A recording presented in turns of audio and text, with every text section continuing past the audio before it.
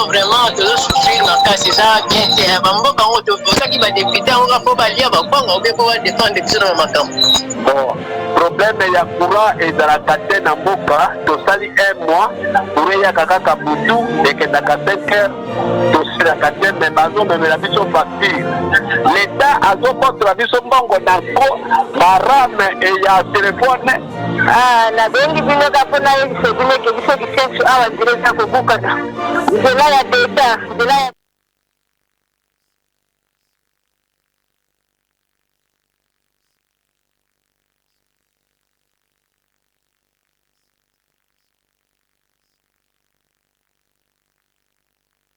sauvé et le Congo sera sauvé et le Congo sera sauvé.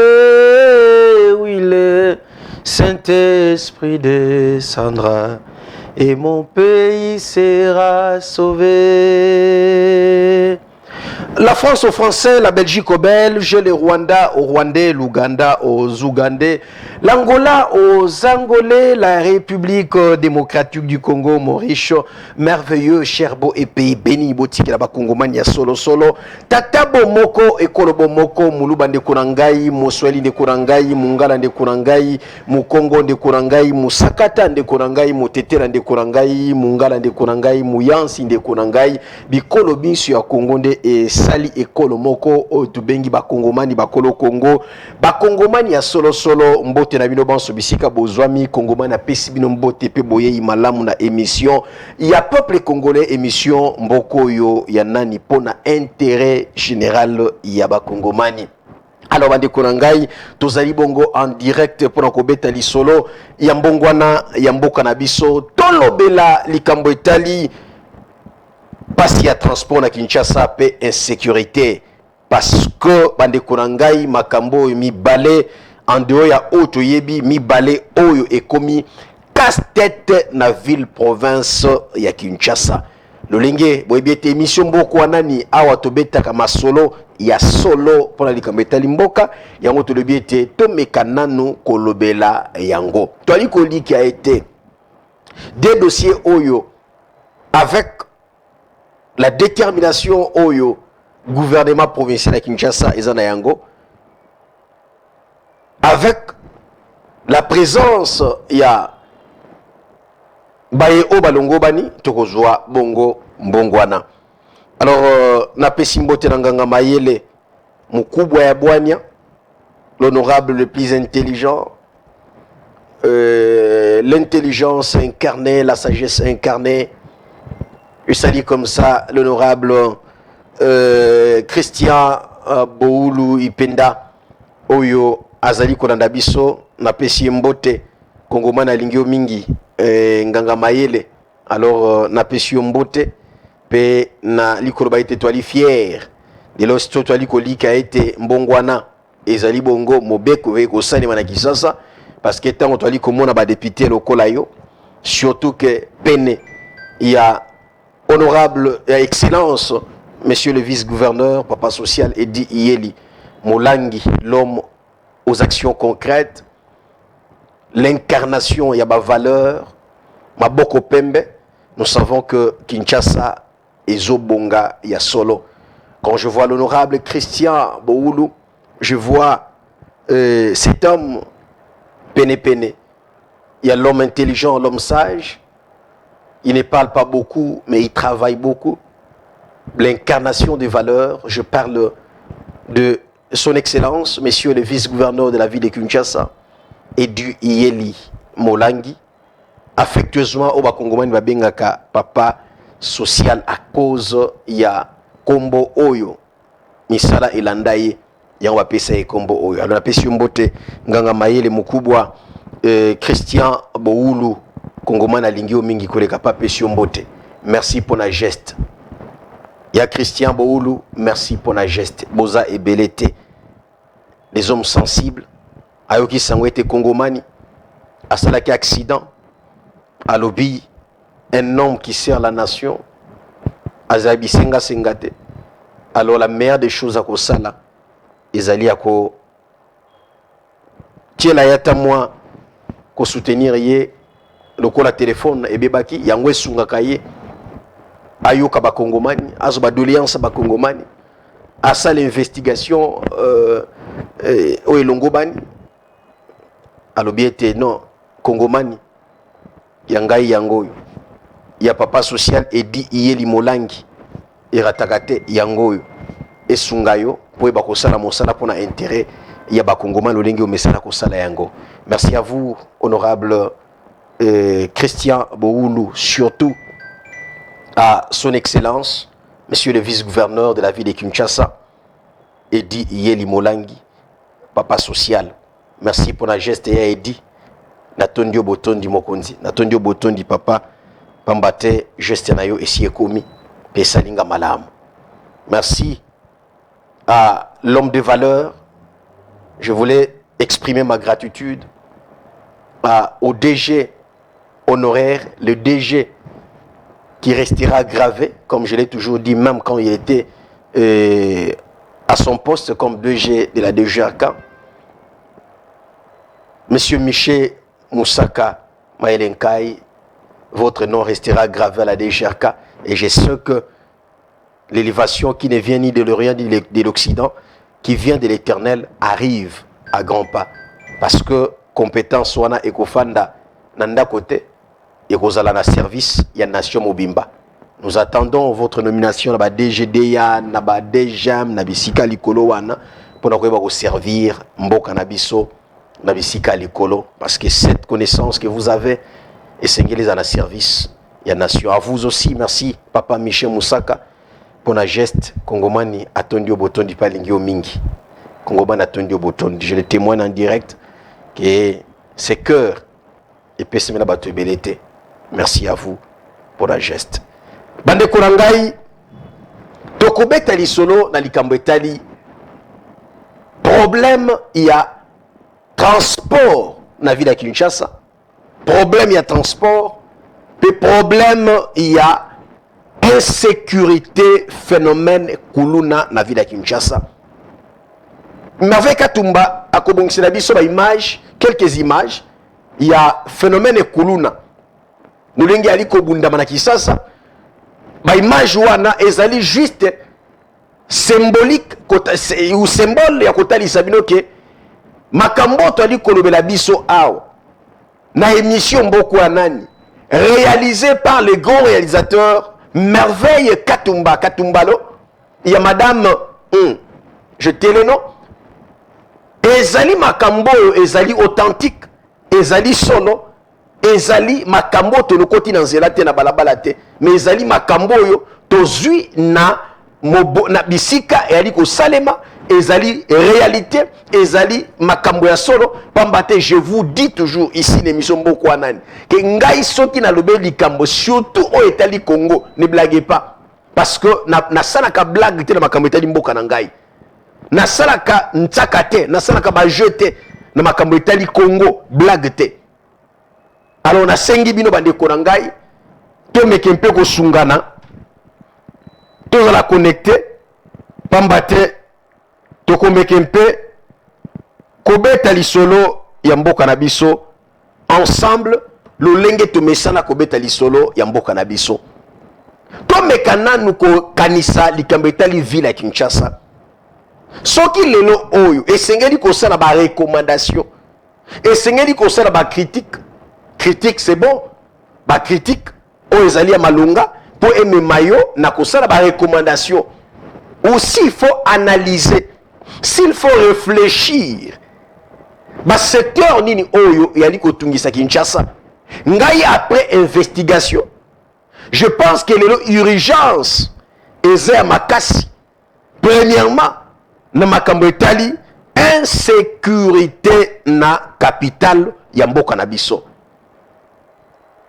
Insécurité eza ya kosakana te na ville province de Kinshasa.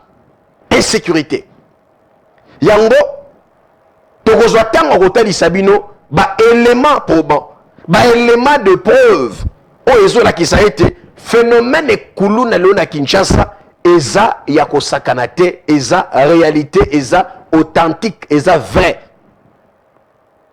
na kokoma wana le temps que Merveille Katumba a bongissé la biso ba image illustrative autorité di Sabino pour appuyer ya solo kuluna na Kinshasa eza vrai, eza authentique et eza très urgent pour éradiquer yango. Nakozonga wana. Mais laissez-moi d'abord vous parler bande korangai avec amertume, regret et colère. Il y a makambo etali parce qu'il y a transport dans la ville de Kinshasa. En dehors, il y a bambouteillage. En dehors, il y a casse-tête. Il y a bambouteillage dans la ville de Kinshasa. Je viens vous dire ici, chères autorités compétentes, que bakinoise et bakinois, konyo kwa mo eza ya makasi pour la likambo etali moyen de déplacement, transport en commun. Eza ba taxi, eza ba taxi bus, eza ba bus. C'est tout un problème lelo na ville à Kinshasa. Transport est comme un luxe na Kinshasa. Aujourd'hui, j'étais moi-même, j'ai failli pleurer. Au côté oleki wana 1h30 après au côté kaka même si kotika ki oleka ki yo ke ikuto fandi osololi ozongi na re wana au côté moto otika ki wana oki passe na motema bande konangai. Est-ce que vous imaginez likambo etali passe ya transport na ville ya Kinshasa? Est-ce qu'on peut en parler au jour d'aujourd'hui? À l'époque, nous avions l'ancien gouverneur avec complicité à premier ministre à l'époque, on a l'autorité à l'époque, Bazula qui dit quand même solution la ville de Kinshasa avec les moyens de déplacement au transport en commun qui Transkin et Bandaï Kosunga et c'est là point chaud nyonso presque au commun de victoire tiro pengaba Transkin mi baleto misato eza wana na victoire au comment on a kolonga victoire au comme pompage moi des transkin eza wana kolonga boye moi ba 2 3 transkin eza daki wana et bana ko sunga quand même quoi léger tâche na population ba ko se déplacer ba yela ki biso esprit de vie et yaki et meki quoi léger tâche après et ko limwa transko ko ko baté parce que wana il y a rien du tout ça c'est un vide. Mais aujourd'hui, est-ce que les autorités compétentes, on va les caca population, n'a pas de bis, n'a pas gyrophare, n'a pas suite n'a bango, pas cortège, la population, est-ce que ba monaka, bazo monate, makambo et ali konyokola, bana kisasa, to population, na makambo etali, problème pas s'il y a transport. Ba maman mikolo, ba papa mikolo, ba mpaka, bali ko sala ko beta makolo, ba lune 11. Ezate po bazangi mbongo ya kofuta mbongo mutuka, mais mituka ezate. Mwandambo ya mituka o eza ko sala, et sala ba demi terrain. Ezo sala ba demi terrain. Et puis demi terrain on lokola problème ezali, ba tozo elango.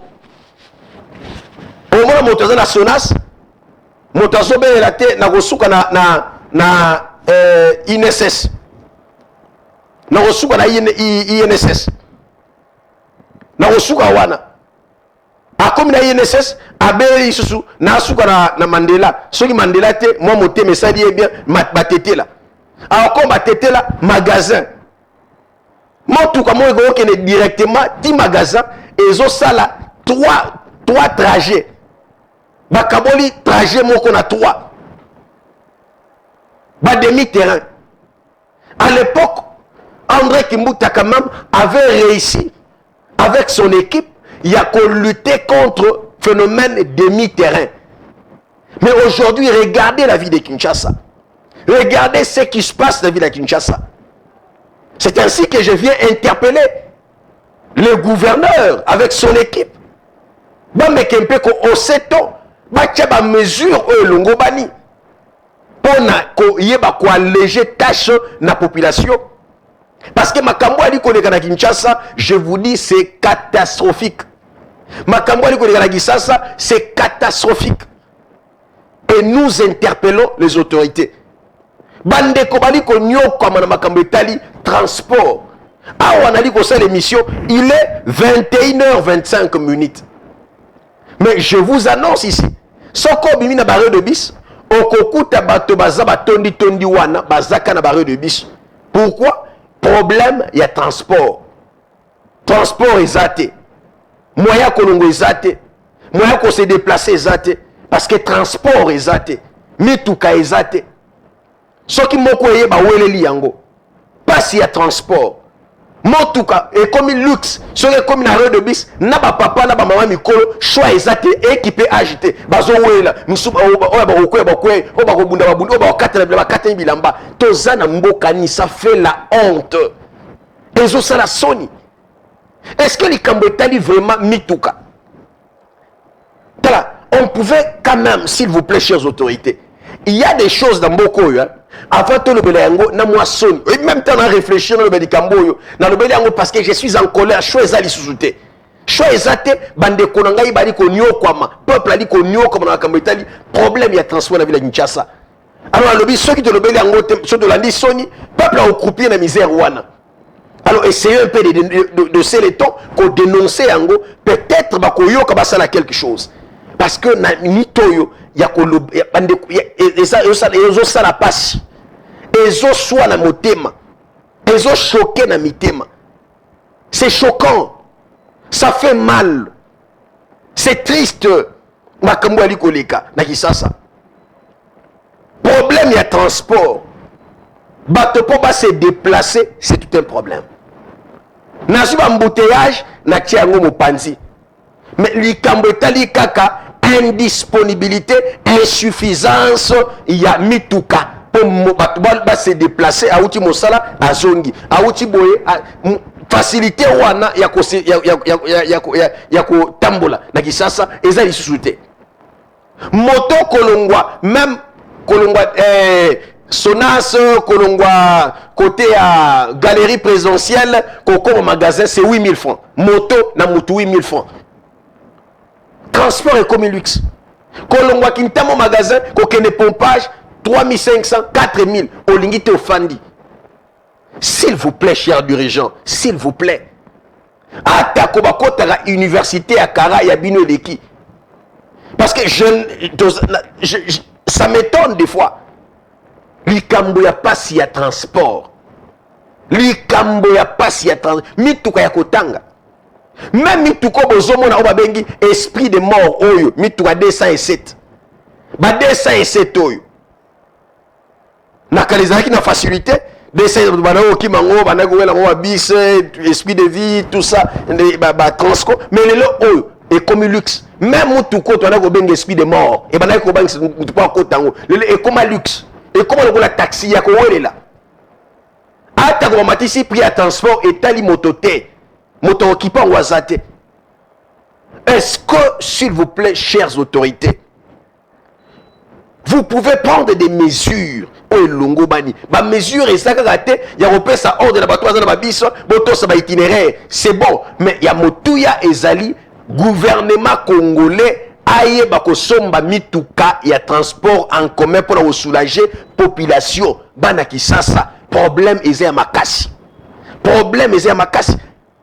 Ça fait très mal. Au côté de mon boulevard wana o kende kozonga okomona à laquelle les molongo milongo ou molongo te mais milongo embouteillage na bato. Ba pembeni na ba place ba piéton. Bato ali ko tambola o ki passe na motema. O mituni mboko ya nani. Voilà makambo et motivation to créer émission mboko ya nani à cause de ces choses parce qu'on se demande est-ce que ce pays est notre pays? Est-ce que mboko est abisso? Est-ce que cette nation nous appartient réellement? Ce qui mboko est abisso. Toi ko beta kelelo, toi ko ganga, toi ko même makambo et ko ça même pas 2 mois pour la solution, ça fait 1 année, 2 ans sans solution. Même les cambas transport. Est-ce que le gouvernement congolais est incapable? Il y a lancé appel d'offres même, il y a créé un partenariat, naba société même étrangère, on va investir dans le secteur il y a transport. Qu'on soit même babis à crédit, qu'on soit même babis pour la Kinshasa, même pour la ville de Kinshasa, c'est la capitale. Est-ce que le gouvernement congolais est incapable de faire ça? Je dis non. Et ça, il y a mauvaise foi. Permettez-moi, ya koloba yango. Bon, quand il tourne à l'université à Kara, vous ne savez pas faire la part des choses. Il y a une priorité zanine. Aujourd'hui, je viens vous dire que parmi les priorités, il faut régler, il faut résoudre la ville à Kinshasa, l'Ikambetali, casse-tête, problème, pas s'il y a transport, pas s'il y a moyen de déplacement dans la ville à Kinshasa. Problème, casse-tête. Ah, on a dit que c'est l'émission, et ça, la bateau, à la fin de jour, je vous dis que Azo Kokate, mon Congo passe, parce que à Tamboli Makolo, je suis allé plus d'une heure du temps, plus d'une heure, je suis plus de 2 heures, dans l'arrêt de bus à Lembi, à Longo. J'étais estomaqué aujourd'hui, j'ai observé moi-même. Motozaki, na galerie présidentielle, à la transport, tellement bêti 1 heure, à bêti Makolo Aleki, Aldar, à Télém Aldar, à bêti moi 15, 20, 30 minutes, ah, ils ont regardé, na matana nous mouké, à quel télé ma côté, il y a pharmacie du 30 juin, à Oumeliwana, ah, donc on a bêti moi 30 minutes, na matata Sonas, à commis Sonas, à côté pléthore, ah, bien, na kenanga est à côté en face à la chancellerie, à Mati Pandeko. Vous imaginez, quelqu'un s'est retrouvé à commis Sosimat. Et c'est comme ça que les gens chaque jour na Kisasa. Non seulement dans le bas qui n'a pas embouteillage mais problème est à côté à l'autorité. Suivi, il y a quoi qu'on fixe transport, prix à transport en commun, itinéraire. Pour na bateau propriétaire à Mituka. L'État congolais est incapable, je dis incapable à cause de yango. Oh Congomani, mais j'exagère en quoi? J'exagère en quoi? Parce que j'ai dit que vous êtes incapable de au salaire, déjà exagéré. Mais non. Si vous étiez capable, mais les Cambo, ils sont même facile à cause ils ont qu'à une décision. Bosi botié agent de l'ordre dire et si nango solution est amis. Boso au salaire ngote na le banine. Et c'est incompétence. Et ça incompétence, c'est être incompétent. Bana ki ça bali ko nyoko mo na makambo etali prix ya transport et ali ko matelo kwa l'état zate en dehors ya prix ya transport likambo etali passe mituka passe ya transport mituka zate ba obazana ngwa mike wana ba osala ngo fier et ba oya wana ba cheli bilo transport likolo olingi to tikali ba bi ke muta okanga ba wati ba osala ba welo kwa zate azate et puis pas zate azate. Ça fait très mal, Bande Korangai. Alors, on ne cesserait d'en parler parce que Mboka Oeze Bisso. Din tunga jetu boss, din tunga jetu boss. Boala ya ike abeto yonso. Mboko Oeze Bisso banso. Soki to lobeli yango to otiki lango banani. To tiki lango banani. To otiki la Congo banani. Bande Korangai. Ce pays nous appartient. Toza na droit na erreur te. On n'a pas droit à l'erreur. Nous, journalistes, faisons bien notre travail. Et Kosungabiso. Alors, Bande Konangai. Yambonazwa, ma image, il y a insécurité, ou qu'on permettre de appel pour la réaction à Batou par rapport. Il y a ma caméra, passe, il y a transport à la ville de Kinshasa. Transport, passe, il y a Rosakanate. Ba obazana mike ezawana ba moto ba mituka ko mataloko la l'état zate et ça normalité dans un pays, dans une ville gouvernée, dans un pays où il y a une autorité compétente dans le secteur de transport. Alors tokozo papa le monoto merveille katumba question pour nabiso to respirer et puis de quoi somi na crédité à son bas crédit ou azana crédit azana nini à se préparer parce que le kozana mingi crédit to osali biso message na normal WhatsApp eza partir à lobby. Le temps que Congoman a bon sama kamwetali WhatsApp, tozonga lobby nde tozana WhatsApp mais lelo bo souffrir appel normal to osalibiso SMS to rotanga yango par rapport ya makamwetali phénomène kuluna na makamwetali passe ya transport la ville à Kinshasa to na sima tozonga. Cet avènement, l'enlèvement de l'église. Dieu veut faire un travail, il veut le faire avec une nation, avec un peuple.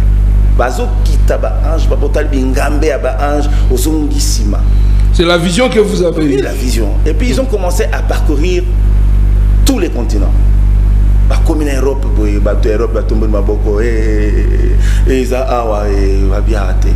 Parce que nazi, asiatique va tomber ma boko tozo ya marché. Yangote kena Amérique va tomber ma boko et baluke comme en Afrique était l'ennemi. Afrique va les autres qui t'a siko. Boka ni ko yamba. Boka ni ko yamba qui l'Afrique centrale, yango les autres qui la Congo. Et Dieu a ouvert les yeux, il a commencé à parler. Dieu a cherché et a trouvé. C'est pas que Tommy Thier ou bien Tommy Pessi. Non, Dieu a trouvé, il a pensé que ce peuple-là va servir à mettre de ça, maintenant que je descends, pour accomplir les derniers péripéties prévus dans le plan apocalyptique de cet univers. Donc tout ça, et je pense que ce choix-là, ça peut paraître banal, ça peut ne pas. Vous savez, Dieu n'a pas besoin de votre incrédulité pour faire ce qu'il veut. Il est Dieu, il le fait souverainement. Tu peux ne pas croire. Je me demande quelle foi Lazare avait quand il était dans sa tombe. Quelle foi Lazare avait. Il a obéi à un ordre, il est sorti vivant. Peu importe la foi des Congolais qui tanguent aujourd'hui, à cause de l'ampleur des événements, ils ont arrêté de croire. Parce que peu importe l'intensité de l'incrédulité. Mais nous voyons le contraire au quotidien. Justement, vous savez, vous n'êtes pas obligé. Sinon, on ne définirait pas la foi comme étant la démonstration des choses qu'on ne voit pas et qu'on espère. Quand tu ne vois pas quelque chose, mais tu continues à espérer, c'est que quelque chose existe dans un état latent, dans un aspect surnaturel, et ça a déjà coexisté. On ne peut pas se dire que pour que l'on ait ça, les il faut dans le monde. En ce moment-là, tu annules la foi. Nous sommes appelés à marcher dans cette histoire avec la foi. Et une foi comme une montagne inébranlable qui vient de la part de Dieu. La foi de Dieu. C'est-à-dire quelque chose qui sort de Dieu et qui nous donne les raisons de croire et d'espérer, d'arriver à atteindre nos objectifs. Congo et Ponama. Et au Ponama, parce qu'aujourd'hui, ce que Dieu veut faire par le Congo, j'ai entendu des gens dire que non, programme est Dieu n'a pas un programme pour le Congo. Il y a des pasteurs même qui se sont levés pour dire non, c'est vrai, mais quand Noé parlait, personne n'a cru. Il n'y a que les animaux qui ont cru et sa famille. Comment tu vas expliquer que d'une part il y a un programme pour le Congo, mais d'une autre part tout le monde a des problèmes, des difficultés, et on dirait apparemment rien n'avance, désordre, pas. Tout ça les 30 minutes les longs parking à Molar. Kaka poto bima na parking à Ipeni, to bima côté il y a magasin, maman a désordre. Quand on voit tout cela, on se dit est-ce que Dieu est toujours au contrôle dans ce pays? Est-ce que les choses peuvent encore changer dans ce pays? Ce serait contre la nature de Dieu de croire qu'il n'est pas au contrôle. Ce serait contre la nature de Dieu. Il est au contrôle de tout. Vous savez, ce qui fait que Dieu soit Dieu, et pourquoi on a dit tout est possible à celui, pourquoi on dit il est le Dieu de l'impossible? Parce que l'impossible semble diriger la vie des hommes. Pourquoi on dit rien n'est impossible à Dieu? Parce qu'on reconnaît quand même que des choses peuvent paraître impossibles, n'est-ce pas? Pourquoi Dieu nous associe dans cette pensée de sa gloire en nous disant tout est possible à celui qui croit? C'est-à-dire nous pouvons nous retrouver devant des choses qui peuvent paraître comme un rêve. Mais on rêve, nous croyons, parce qu'il est le Dieu qui change les rêves en réalité. Si vous ne rêvez pas, vous ne réaliserez jamais votre rêve. C'est ce que moi je dis, il faut avoir, bien sûr il faut avoir un rêve pour notre pays. Si vous ne rêvez pas, vous ne réaliserez jamais votre rêve. C'est pourquoi il y a des gens qui n'espèrent pas arriver, quelque part il arrive, il ne sait pas ce qu'il va faire. Lorsque vous n'avez pas vécu avec en votre tête le leitmotiv de réaliser quelque chose et qu'on vous place dans les conditions telles que vous le réalisiez, vous n'êtes pas prêt à le faire, vous ne le ferez jamais. Donc aujourd'hui on a cassé la carrière parce qu'il y a des gens qui n'espèrent pas devenir ministre un jour, ils n'espèrent pas un jour être un député, un matin il se réveille, il est devenu député, il ne sait pas ce qu'il va faire. Voyez-vous, donc aujourd'hui moi je crois que cette génération doit passer. On doit susciter la carrière. On doit former à 4 ans l'enfant qui deviendra ingénieur dans 25 ans. On doit former à 2 ans le champion du monde quelque part là devant. Donc nous devons croire que ce qu'on ne sait pas voir aujourd'hui, on le réalisera quand même. C'est le fait que je dis, l'étape implicite ne peut pas éteindre la flamme des étapes explicites parce que Dieu a parlé. Donc aujourd'hui, vous avez l'impression que tout s'est arrêté. Mais moi je dis, c'est très bien que tout s'arrête parce que le nouveau départ va se justifier. Vous avez l'impression que tout est mort au Congo. Moi je dis, amen. Il faut qu'on ait l'impression que tout arrête de vivre pour que la résurrection soit plus glorieuse. D'ailleurs, tu le dis à la page 17.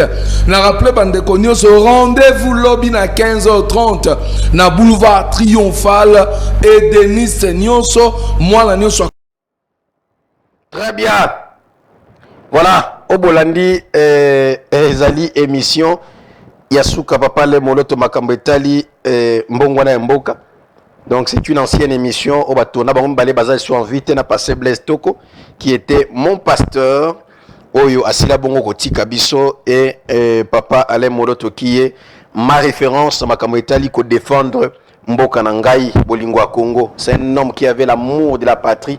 Donc c'est un homme qui m'a motivé, qui m'a vraiment révolté dans Makambetali ko défendre école au Congo de tout mon cœur. Bande Konangai Tokolanda Sikawa Likambetali phénomène kuluna na ville ya Kinshasa. Tokolanda sima tokozonga bande konangai ngai na binoto sosola awa na Kongomani na babali kolobete Kongomani akosi na nazana raison. Tokolanda ba image o eza montage était eza na Congo na ville ya Kinshasa o kuluna ezobundama lokola l'état zate lokola autorité mo azate aux solutions na likambo wana. Et je vous dis ici que l'affrontement et aliko salema entre bilenge et ba commune. Donc bitumbezali entre ba bilenge Selembao na Kanluka bomana soko kutani to papillo oyo bakota boete oyo maboete. C'est ce qui se passe. Oeza exemple mais makambo aliko sa ba commune ebele okena ba commune ola ki mbonseke insécurité za kosakana te. Et ba policier ebele na place basala mosala ya malamu. Ils préfèrent tracasser le paisible citoyen, surtout interpeller les innocents. Ba maman baleli, ba papa baleli, bolanda le kulunezo bundama, l'état congolais, ba autorité compétente, 20 pem ya intérieur, tozo senga solution pour likambetali phénomène kuluna, tolanda sima tozonga.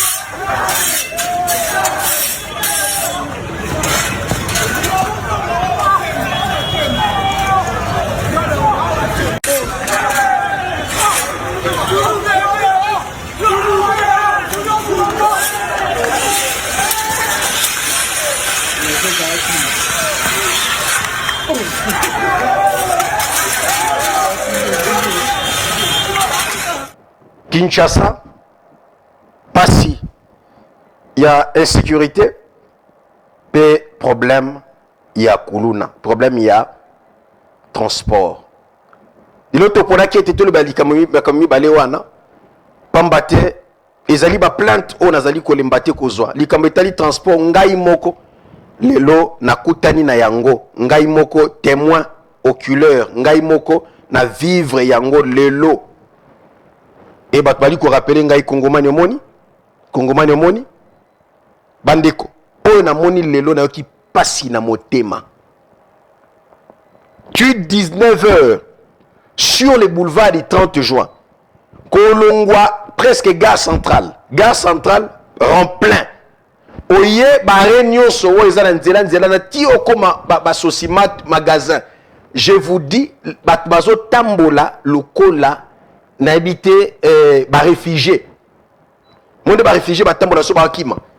Molongo wana bato wauti misala na bolembu moyen bazonga ndako na moi calme ezalité bazo zonga na ba tension bazo zonga na problème no ba famille ebele makambo ezebele parce que maman papa anyo comme na mosala ko nyoko ba kosala mosala olia zonga na kimia adeti lisu makolo et à créer des problèmes na bana ou ko ba situation ezoleka kuna. L'état congolais azawapi. C'est la responsabilité des dirigeants. C'est ça la responsabilité des dirigeants. Quand on parle, il y a la responsabilité de Kambi. Il y a la responsabilité de Kambi. Quand vous êtes dirigeant dans un secteur précis, ce que le peuple attend de vous, c'est le résultat, c'est le travail. Eza mosala, eza malobate, eza bajirofar te otolembi na kisasa, tolembi bajirofar. Moi je pense qu'à la longue, il faut payer ça makamba ocha makelele, peut-être cortège présidentiel. Bati la chef de l'État pour yende mokambi presque ba Kongomani banso. Mais les Kambotali bato musu batika bon parce que ils doivent quand même se sentir culpabilisés parce qu'ils sont incompétents. Comment vous, ministre, vous êtes très à l'aise, aux ministres à transport, il y a autant de boulevard, aux hypothèses gyrophare. Vous vous sentez à l'aise dans le boulevard, dans le cabaret de bis, au moins de tondi, à cause de kozanga mituka, kozanga ba moyen de transport.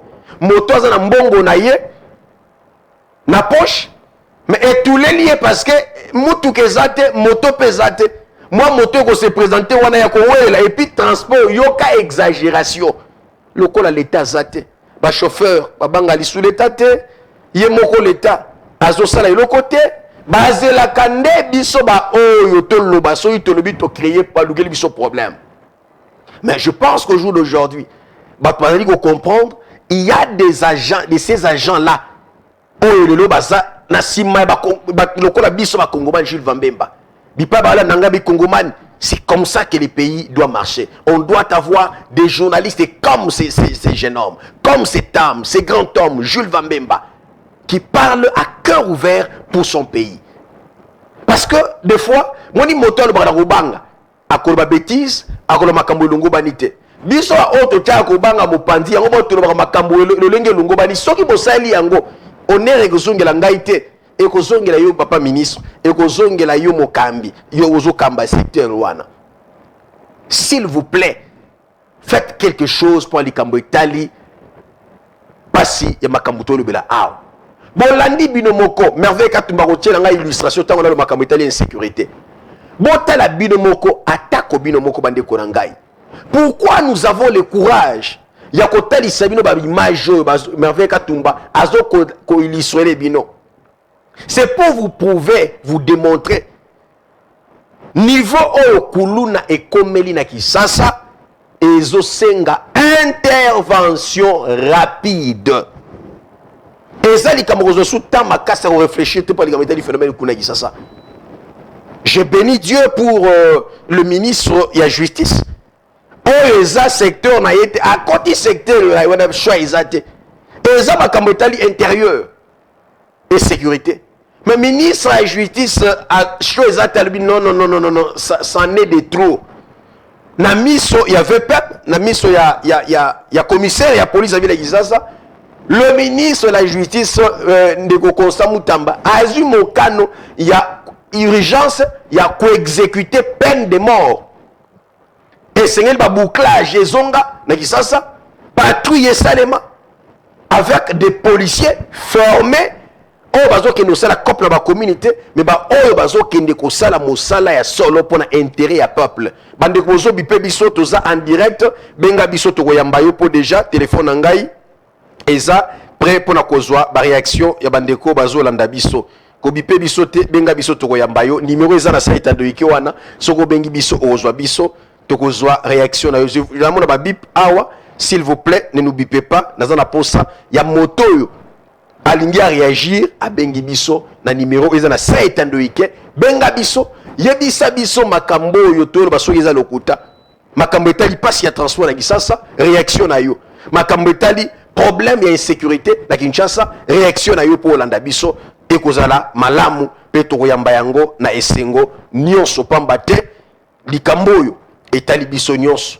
likambo oyo etali bakongomani banso likambo oyo etali population mobimba pamba te ensemble nous sommes forts na lisanga nde tokolonga na lisanga nde tokotombola nkita ya ekolo Kongo mboka na biso alors tozo appel ya bandeko ba Olanda biso bandeko bazo continuer bipe biso je rappelle que tous en direct likambo etali phénomène kuluna tolobi ete ba commune be na Kisasa phénomène kuluna eza réalité et ezosenga intervention rapide et salema deuxièmement likambo etali passe ya transport awa nali kosala émission il est 21h51 minutes et za na bato baza na barrière de bus tisikoyo po ba problème musu transport azana ngweza moke po transport ya ko mata ko sagada te la Kisasa po l'état osala musala te tozo ba réaction bandeko alors ndeko bengi biso wapi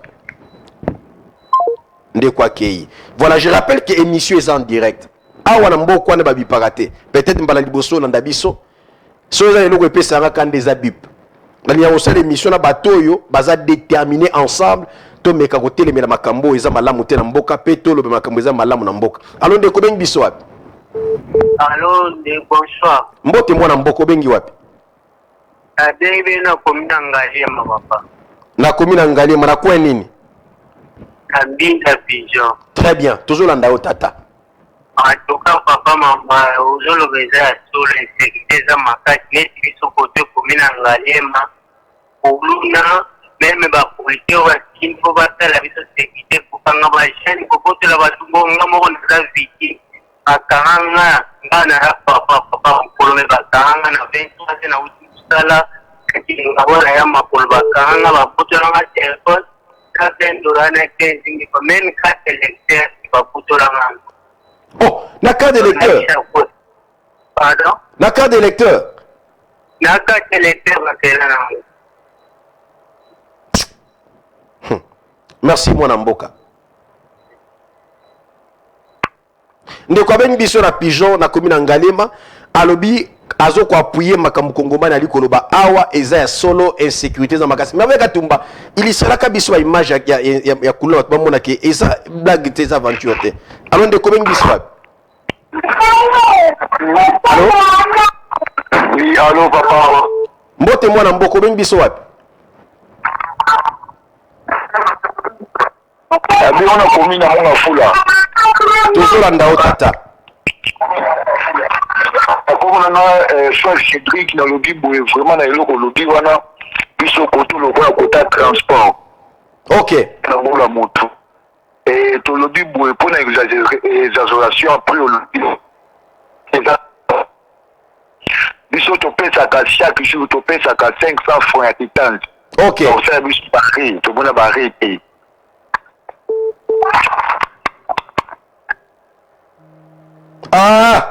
ndeko abengi ngai na komi na monga fula aza chauffeur ya aza motocycliste nalingaka mingi so nalo ba dossier bato baza concerné ba intervenir peu apesa ba point de vue na bango c'est comme ça une émission amoni na mboko anani parce que bato tozo dénoncer baloba ba réseau bazo mati la transport c'est très important oza chauffeur à moto benga biso yebisa biso pourquoi bo mata transport ya na nini pour ba ndeko na bino pourquoi benga biso to ko meke mpe ko yoka pe bino alors ndeko bengi biso wapi Alors bonsoir. mbote mwana mboko bengi biso wapi Naza justement na commune ya Ngaliema.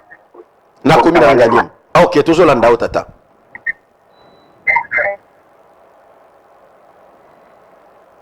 allo ndeko allo oh ya ndeko akobandela appel Tozo ndeko mosusu. Alors ndeko bengi biso wapi? Oui, allô. Mbote papa bengi wapi? Na bengi na pate na Njili. Na Njili tozo yoka papa. Na Njili. Ouais.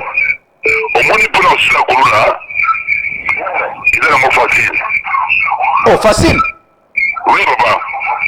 On dit les conséquences corrigent mieux que les conseils. Très bien. Alors, on dit Kanima a fait peur à ses enfants. Ces enfants sont trop beaucoup blessés. Vous les blessez un peu trop.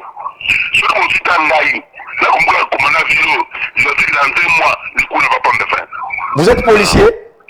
Non, je suis civil. Oh. Mais je ne peux pas me dire trouver une solution. Il faut des directions dignes avec ces jeunes gens-là. Qu'on va les traquer.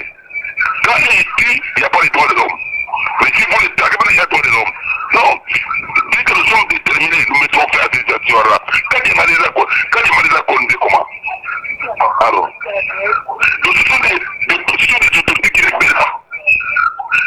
Merci beaucoup. Il y a moyen de mettre ça déjà.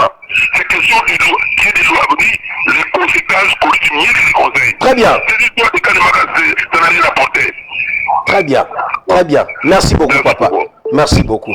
Likametali phénomène Kuluna, on nécessaire d'en parler parce que ils ont casse-tête dans la ville de Kinshasa. Kuluna ils ont aventure. Mais avec Katumboza, vous avez un on a une image et ce que vous avez pour illustrer la image il y a phénomène Kuluna. Nga linga kolobana ba image. Ya mona diffuser ba image ba Kuluna nengezo bunda mabomona na moi na butute na moi. Na moi s'il vous plaît. Pour vous dire que le Kuluna ba lobike to sala otolingi. C'est ce qu'ils sont en train de faire. Alors il faut que l'État, les autorités de l'État, parce que comme absence de l'État, autorité de l'État exacte. Et maintenant il faut des mesures pendant que l'État existe. Mais papa les conséquences corrigent mieux que des conseils. Tu n'as pas conseil trop. Machette nassé, opération Panthère Noire, wap résultat. Allons de Kobengi Biswat. Allô? Oui, moi n'a pas Kobengi wap. Tozolanda onde kuna ngai kuna nde kuta baka matériel li patende somota malori boye pona problème ya transport tolandaka na tio ya dola patron ye alandaka dola lipe comme $300. Ah, oza chauffeur okendaka bongo 1000 francs ekoma mbonga mai oui na chauffeur. Ah, ok, ya biso ya moto ekoma mbonga mai ekoma 1000 francs. Transport et bis sur la moto. Transport bis. Ok. Merci de couper ta bloc. Transport et camion. Ok. Deux tableaux. Bon. Et ça c'est au long victoire. Ok, par exemple, Kingatani 2000 wana et ça il a pris ya comme il fait ça demi, dans le fait ça la demi. Et c'est ça, c'est la forme. Et dans la ça, 500, et comme à demi. Si tu peux avoir de l'andaga, nous avons fait ça demi.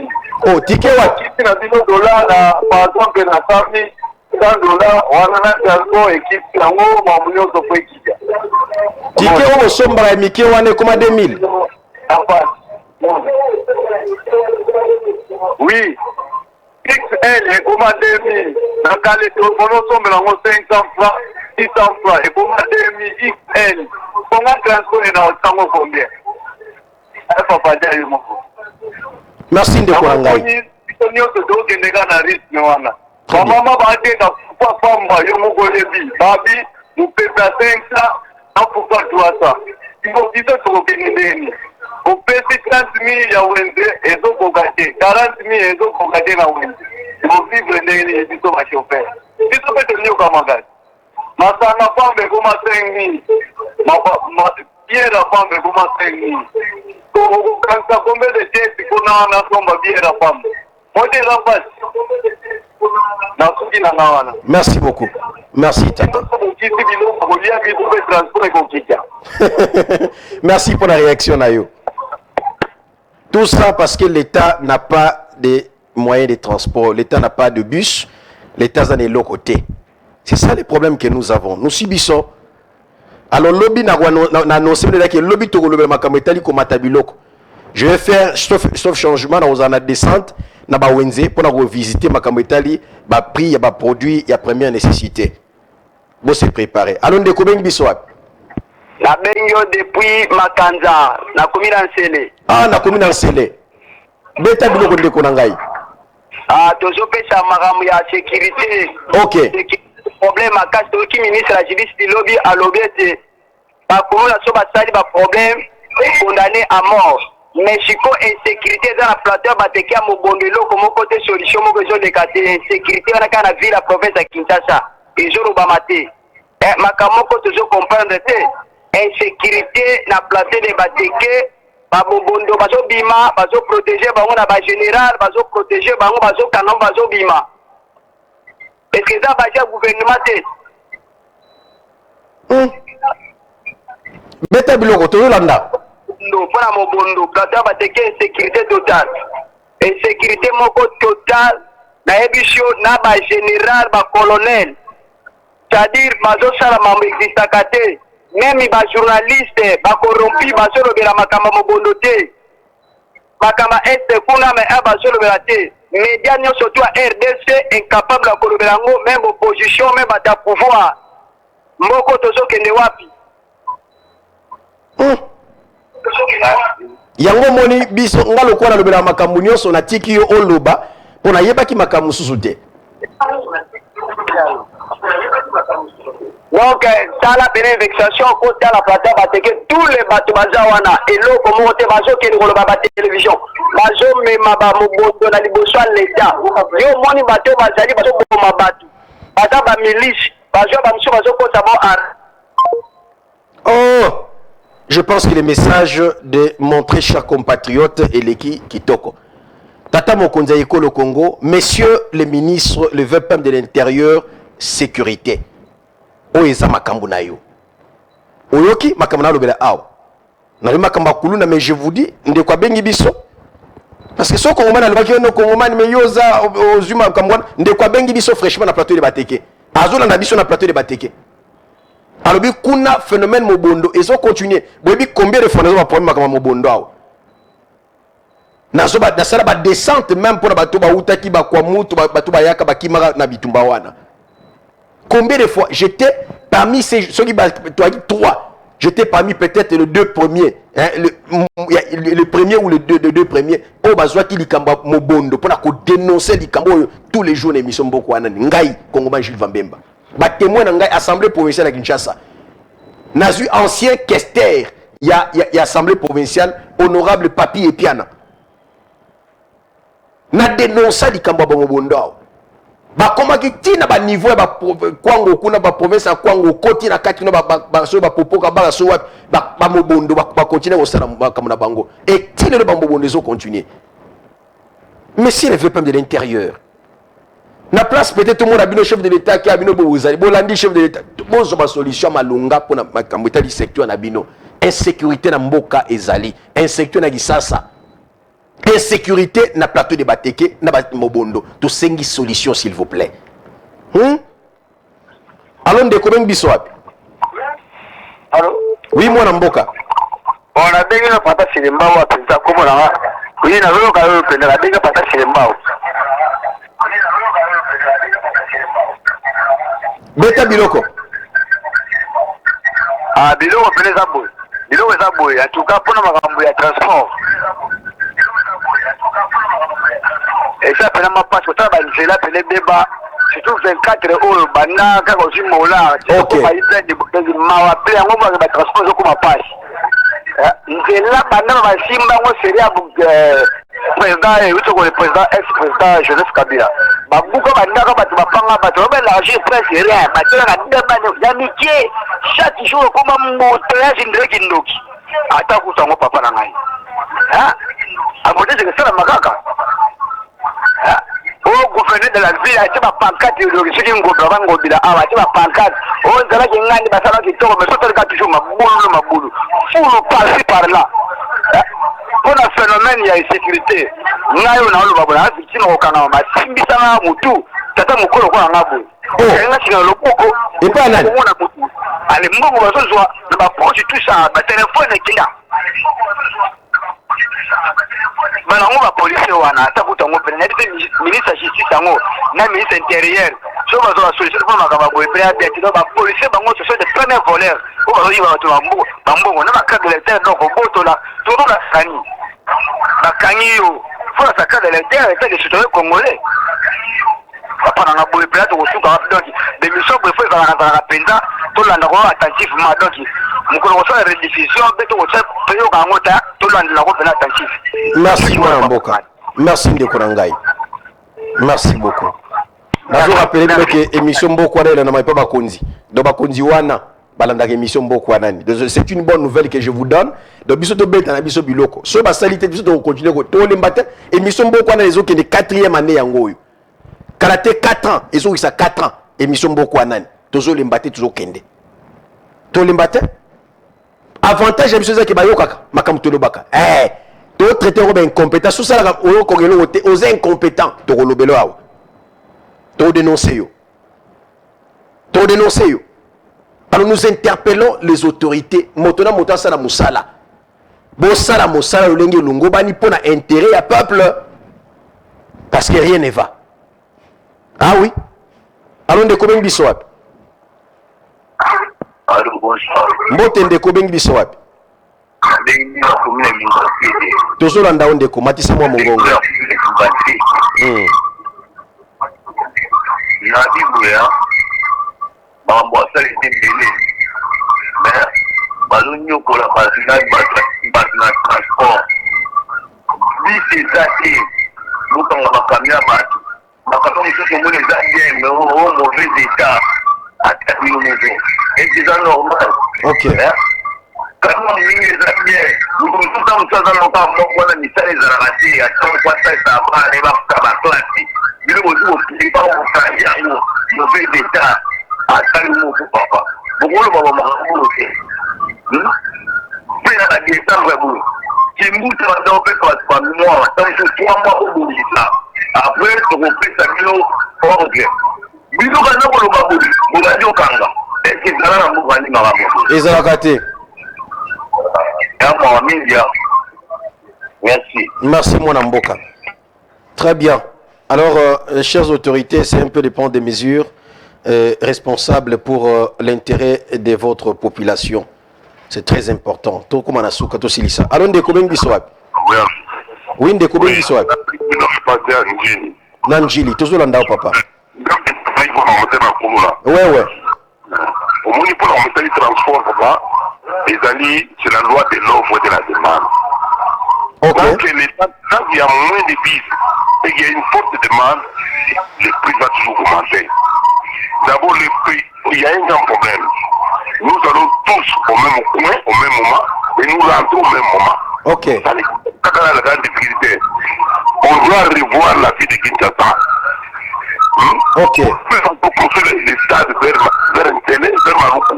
Comme ça, les activités sont un peu diversifiées. Là, ça va équilibrer. Avec l'état actuel, mon frère, même si on a mené 1000 bis, nous aurons plus de difficultés. On doit revoir le plan de la ville. Ça a des grands problèmes. Merci. Très bien. Merci. Très bien. Merci beaucoup. Merci, papa. Waouh. Vos interventions me font du bien. Rassurez-vous. Bakongomani bolobaka bien. Hein? Ah, tous appellent à Souka. Émission les gaga. Du lundi au vendredi, bande comme ça, lundi au vendredi, émission à peuple. Et bien, il est caca boué. Peuple n'a l'obaka. Peuple n'a bien rapport à l'oba. N'a l'obaka na pesi ba dossier, na l'oba grande ligne, peuple a bengi. Alors, tu écoutes, tu sur lobby na 21h juste. Lobby 21h juste, tu bandi émission. Donc, partout, cause à la l'obaka, chat, so, chat réveil, so, chat alarme, chat. 21h et betelo msoute, bon, mon comédia. T'as l'émission Mboko Anan. Pour une télévision, tu as émission Mboko Anan à 21h, tu bandi. Pour la défendre Mboko Nabiso. Allons de Kobeng Biso. Allô ndeko Kongomani. Oui, mon Mboka. Oui, na bengi bino na commune ya Bumbu. Ok, très bien. Ouais. Ndeko Kongomani, vraiment toujours regretter makasi vraiment na commune to fandi commune ya Bumbu mais kimi ezali te. Uluna kobunda chaque jour dernièrement kutu commune uti kobunda ma abomi. Ah, ndeko akei bon ndeko atake inga mona za mwana bumbu déjà. Bumbu ezaka na motema chaque émission jamais na kosa l'émission sans ngela le belali kamba etali bumbu. Bumbu eza kutu donc matériel didactique na ngai pona kotalisa kuluna na kisasa ponga mona bika yango. Komi na bumbu. Pasi. Alors ndeko bengi biso wapi? Oui. Allô mwana mboka. Oui mwana mboka bengi wapi? Oui mwana mboka. Ngana benga kayo molo na bengi yo na commune ya Ngaliema. OK. No. Ngai na benga kayo molobeli ya batu. Na sepela kayo pasolo baka makasi. Naza pe evangeliste mwana mboka na lingi na tuna boy. Mboka mobondo toyebelaki yango ebandaki na ba plateau bateke. Lelo mobondo oyo ekomi ntina popo bato bakomi kokima ntina bazambu. Lelo mobondo ekomi lisusu ntina kenge. Awa na quartier na biso tovandi awa ya Ngaliema ekomi bana Selembao na bana quartier ya Kaluka pasi. Basoda ya Selembao bazoya na bakuna chaque jour bato bazozo masasi ba innocent bazokufa. Tokomi mal à l'aise tina butu oyoka kaka babale tokima kuluna bien tokima masasi na butu bato bakena bakopo soki bazongi basoda ko botola biloko bakula bakuluna ko botola biloko existe tokomi wapi pasi ya transport epai mutu azonga tardif vona transport epai ya basoda akomi mal à l'aise tozoki wapi mwana mboka. Merci vraiment na musala na yo nzambe abatsaya ta ebele. Amen. Amen. Merci mon Seigneur nzambe. Les appels continuent, t'as appel. Et au côté en désordre, to continuer. Alors to côté na lobby na 21h juste appel les autres côté en cascade. Alors na sengi bino pardon. Ngongana c'est quoi qui déjà na yibi kutu 11 minutes pour na zobino kaka pour na yoka bino. To yokana lobby to côté na 21h juste. Tout ça l'émission, tout le belambo cannabiso, le même dossier à Komatabilo qu'on a Wenze. Toi, il y a décembre, biloko a Wenze, biloko ya fait, baosoma ondengenin. Pour le belango lobby, quelles sont les mesures au gouvernement étaient en place? Merci à l'honorable Joseph Mouinke Ouchand, les prophètes de la province éducationnelle du Haut-Katanga 1, qui fait la fierté de la jeunesse congolaise. L'éducation na Haut-Katanga kuna, même en général na Congo, un modèle et une référence. Merci pour votre geste honorable. Après avoir appris que j'étais victime d'un accident de circulation, votre geste m'a touché. Merci, et merci beaucoup, merci. Et Crispin m'a tout dit. Je suis très content de vous. Merci pour votre cœur en or et pour votre promptitude et pour votre cœur des fils de Dieu surtout. Il y a compassion wana, il y a bolingo. Merci pour cet acte de bonne foi na Kongomani Jules Vambemba où ya kolimbaka te ko promouvoir ba valeur pour na mboka na biso. Bande kurangai aïe aïe aïe aïe. Tout ça la grâce. Alors ndeko bengi biso wapi? Allô. Oui ndeko. Oui ndeko bengi biso wapi? Abengi bila komela limete. Ok, toujours landa yo. Papa Zangina lo babu. Papa ya ba vidéo ya kuluna. Loko pe toza na ba continue baza ko landa ngo. Donc na poto mona ma vidéo ya ngo. O mona ma munini yozoli kana mboka. Ah, o mona vidéo yango. Mais afeka tumba, il est scellé bisoka, il est scellé.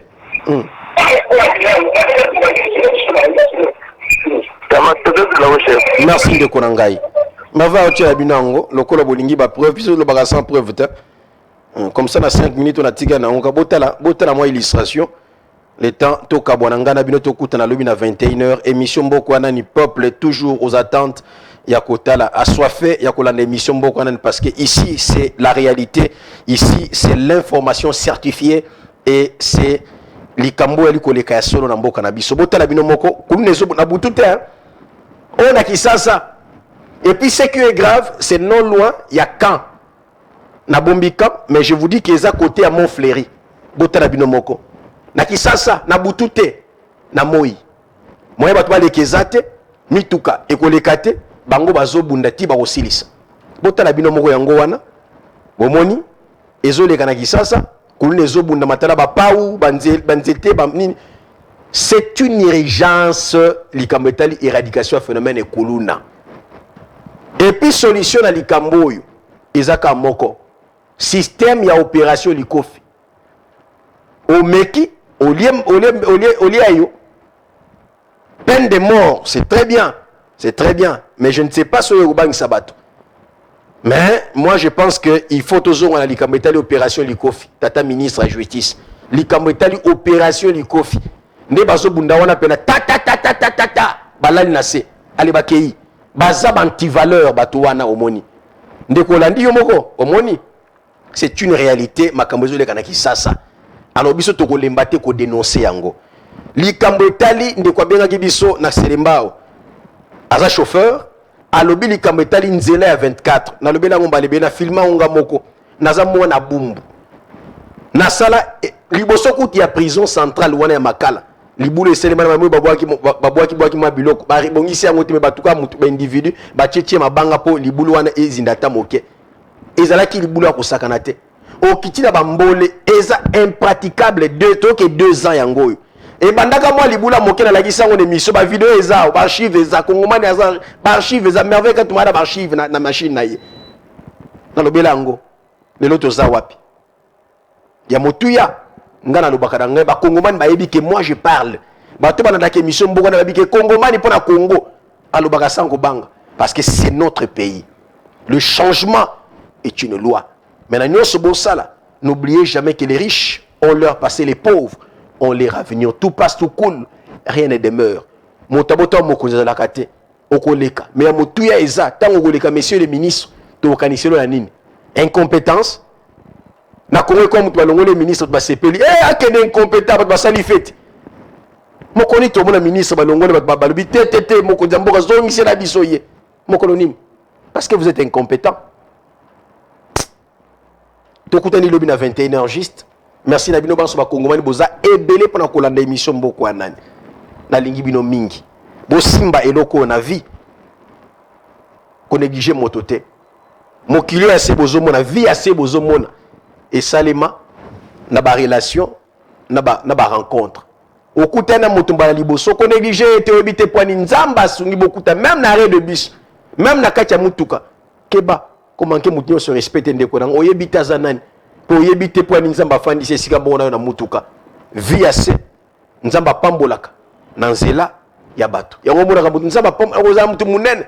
Mais nzambe po komisa sika la kaye atindi mutu moko boye. Allez à commissaire à tout ici tu as commissaire kawana parce que c'est comme ça que Dieu travaille.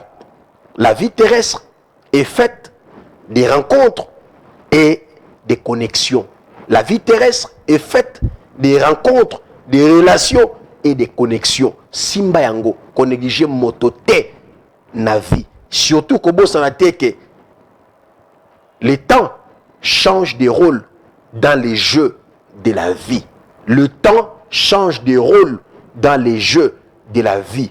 Un employé peut devenir employeur. Salakeba. Tout coq qui chante aujourd'hui fut un neuf.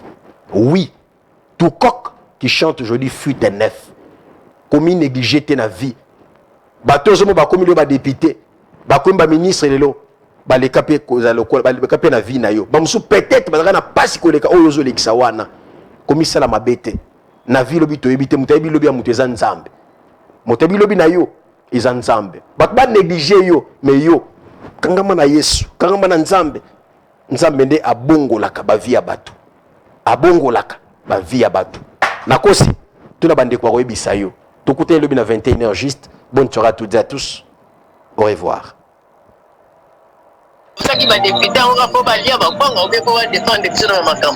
Bon, problème ya courant ezalaka te na mboka tosali 1 mois toyeyaka kaka butu ekendaka 5 heures tosilaka te me bazomemela biso facture leta azokotola biso mbongo na ko barame eya telefone nabengi bino kapona yebisa bino ke biso kisensu awa nzela kobukana nzela ya beta ya moke eza pena ya kobukana to soki bambula ebandi moye pena ya kolepeza te